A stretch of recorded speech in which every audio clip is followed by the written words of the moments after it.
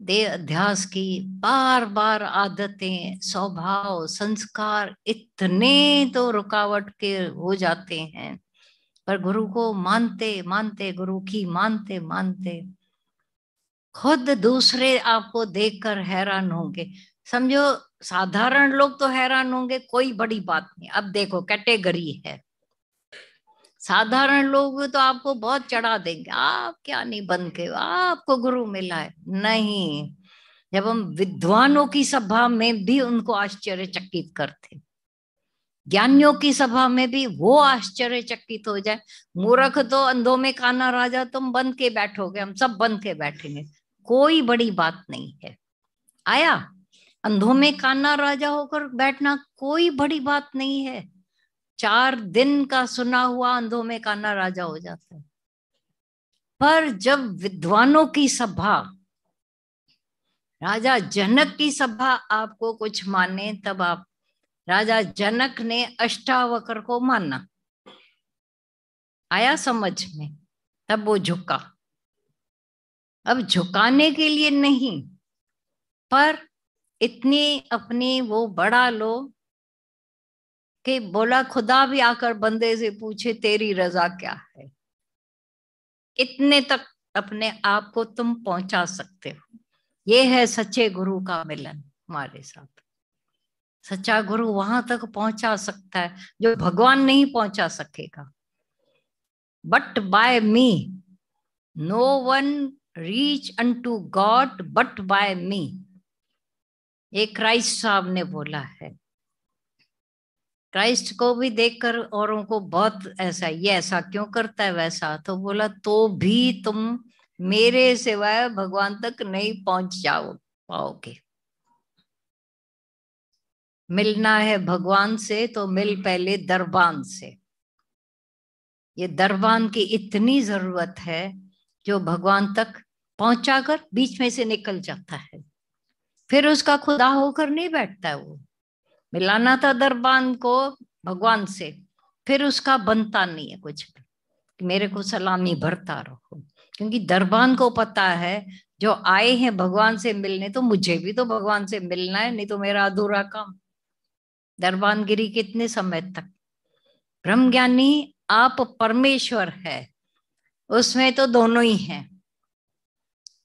एक तरफ भगवत भाव है स्वभाव, दूसरी तरफ वो साकार का भाव। साकार जो निराकार से मिला है, दोनों ही उसमें है। ब्रह्मज्ञानी की तो ये बड़ाई है कि एक तरफ वो खुद साकार दिख रहा है, लेकिन माना में मौला, नाले में आदमी दिख रहा है आदमी होकर, लेकिन वो पूरा मौला परमात्मा के साथ, निराकार के साथ मिलाकर ऐसा एक कर देता है। अब वो बीच में साकार का जो एक इज्जत प्यार, वो चाहता ही नहीं है। मेरे निराकार रूप को तुम लोगों ने पकड़ लिया, बाय मन मेरे सहयोग से, अब निराकार को पकड़कर लाड में लुटते रहो। इसीलिए दादा भगवान के पास, गीता भगवान के पास मनुष्य पूजा नहीं थी, देह पूजा नहीं थी। आओ तो मेरे को पांव पड़ो। आजकल एक और, पहले हाथ जोड़ने का ट्रेंड था, अभी कुछ दिनों से देख रहे हैं जो आ रहे हैं, मैं पांव को पकड़ेंगे आपके।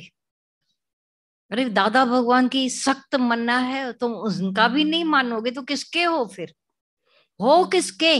अपने मन के हो अभी भी, अपने आदतों के इतना वर्ते पड़े हो कि मेरे को करना ही है। उनको मैं अपना मानेंगे?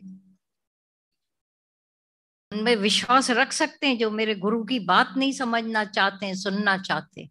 पाँव तो पढ़ना ही है, मेरे को पाँव पढ़ने दो। और जब तक ना ना करे हाथ पकड़ लेते हैं पाँव को, और हम पर ये बोझा चढ़ाते जाते हैं। मना ज्ञान के लिए तो कोई आया नहीं, सत्संग के लिए कोई आया नहीं, शॉर्टकट चाहते हैं। हाथ पाँव को रखा ना, हो सकता है मेरे को सिर पर हाथ रखे मेरा काम हो जाए। अरे वो ऐसा कुछ तुम भाव पूर्वक खाते हो जहां से वो काम हो जाता है। ये जोरी का सौदा नहीं है। भले गुरु के, ब्रह्मज्ञानी के सिवाय, साकार के सिवाय निराकार तक नहीं पहुंच सकते हैं। जस्ट इम्पॉसिबल है, जस्ट इम्पॉसिबल। पर ऐसा सच्चा गुरु हमें जब मिल जाता है तो बोला दिन रात उसके पीछे उस सच को पाना। बीच में ये चटके पैसा वाली बातों में मन नहीं रुंभाना। तब जो क्राइस्ट बोलता है, जो दादा भगवान बोल रहे हैं, कितनी बहुत सूक्ष्मता वाली बातें बोल रहे हैं और डेली लाइफ की, तब जाकर अपने आप को पकड़ लेते हो।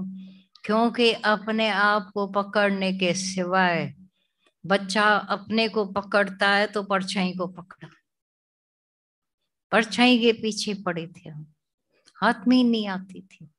ये सारा संसार परछाई की तरह हमारे हाथ में ही नहीं आ रहा था।